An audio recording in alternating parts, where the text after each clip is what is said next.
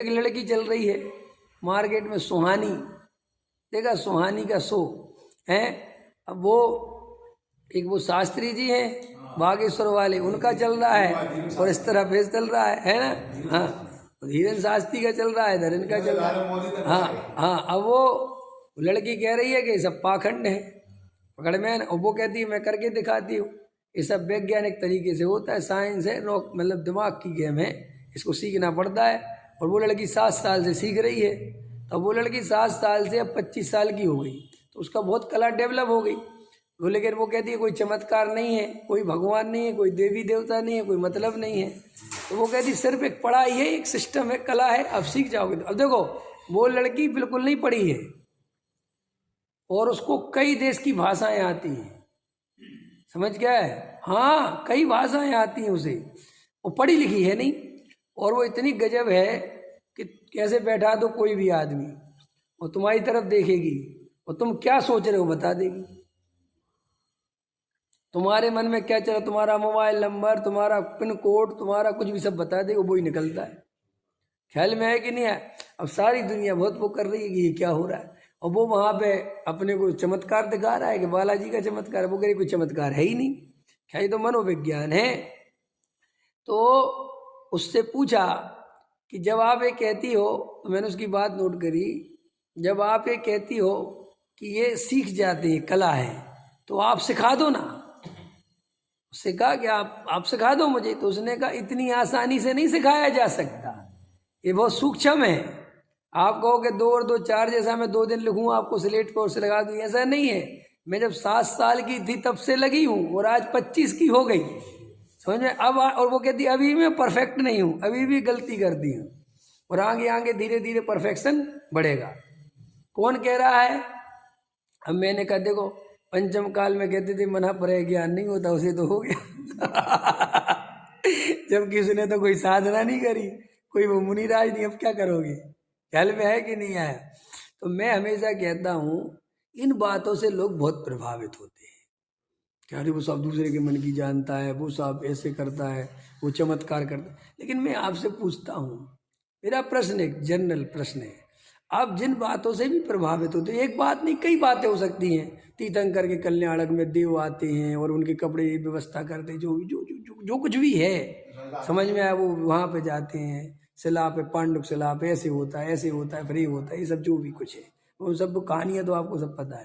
लेकिन मैं आपसे पूछता हूँ इन बातों से जीव के सुखी होने का क्या संबंध है, बताओ, इसका जवाब दे दो। जिन बातों के लिए दुनिया मरी जा रही है, तुम दौड़ दौड़ के भागते हो, अरे भगवान चलो चलो चलो चलो वहाँ चलो चलो चलो चलो ही जाओ, कोई बात नहीं। लेकिन सच बात बताओ, इससे सुखी होने का क्या संबंध है। तुम्हें देवी देवता भी आगे मिल जाए, 10-5 देव मिल जाए, मैं तो कहता हूँ वही मिल जाए, यहीं आगे बैठ जाए, तुम्हें क्या तुम्हें सुखी कर देंगे। क्या सुखी होने का उपाय है।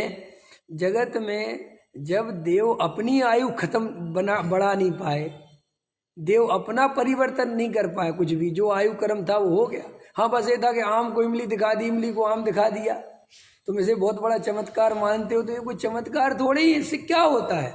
मैंने आम को इमली दिखा दिया, ठीक है दिखा दो, और मैं तो कहता इमली हो भी गई, चलो थोड़ी देर के लिए तो हो गई होगी, पुद्गल का परिणाम है और बोलो। लेकिन जगत में स्वरूप कहाँ बदलता है। अब ये सुहानी जी को इतना ज्ञान है, उदाहरण के लिए मन पर्याय ज्ञान जैसी स्थिति है, सबके मन की जान है, तो क्या करे, सुखी हो गई, रोटी नहीं खानी पड़ेगी, शरीर में उसके रोग नहीं होगा, तकलीफ नहीं होगी, वासनाएं मिट गई होगी, आनंद आता होगा उसे, सबके इसी काम में लगी रहती है। आओ मैं इसके मन की जानती हूँ, आओ मैं इसके मन की जानती हूँ है। अब वो कहती है कि मुझे कभी विकल्प नहीं आते, ये तो तुम्हारे शो में आई हूँ तो ठीक है ना, मैं इसी काम में थोड़ी लगी, क्योंकि उसका तो जीना मुश्किल हो जाएगा। ट्रेन में बैठेगी तो किसी का चेहरा पड़ने लग जाएगी, रोटी खाएगी, सामने जो बैठा होगा तो क्या करेगी, वो तो मर जाएगी 2-4 दिन में। अपन कहते ना मुनिराज को मना पर्याय ज्ञान होता है, तो वो वे भी नहीं लगाते बिल्कुल कभी मना पर्याय ज्ञान, एक्चुअल लगाते ही नहीं है। उनके सामने कोई भी आगे बैठे, मुनिराज नहीं लगाते मना पर्याय ज्ञान के, देखूं तू कैसा जीव है क्या है, ये सब बेकार की बात है। सहज रहते, सामान्य रहते हैं। तीर्थंकरों को अवधि ज्ञान होता है, बिल्कुल नहीं लगाते अवधि ज्ञान, बिल्कुल कहीं यूज ही नहीं करते। पूरे प्राणों में उठा के देख लेना, ये बिल्कुल विख्यात है कि तीर्थंकर को अवधि ज्ञान होता है, लेकिन उन्होंने अवधि ज्ञान का उपयोग सिर्फ एक जगह बताया कि वो पांडु शिला पे जब वो अभिषेक करने की बारी आती है तो वो देव इंद्र को विकल्प आता है कि जितने बड़े बड़े कलश डालेंगे तुझे बह नहीं जाए। कौन? बालक तीर्थंकर। तो वहां पे अवधि ज्ञान से बालक तीर्थंकर जानते हैं कि ऐसा स्वधर्मेंद्र को विकल्प आ रहा है, तो एक अंगूठा वो दबा भाई, वहां तक उनका वो उतनी सुनने में आती है घटना। उसके बाद कहीं कुछ नहीं लगाते हो। समझ में आया कि नहीं आया? क्यों? सुनो भाई, सुखी होने का उपाय ना अवधि ज्ञान है, ना मना पर्याय ज्ञान है, ना केवल ज्ञान है। केवल ज्ञान भी नहीं है ना। केवल ज्ञान से भी जीव के सुख का कोई संबंध नहीं। कि क्यों नहीं है? सारे जगत को जानते हैं वे इसलिए सुखी नहीं है। सारे जगत को जानते हुए भी राग द्वेष नहीं करते इसलिए सुखी है। क्या अरविंद जी?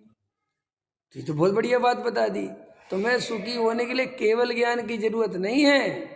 हमें सुखी होने के लिए केवल ज्ञान की जरूरत नहीं है। हमें सुखी होने के लिए राग द्वेष के त्याग करने की जरूरत है।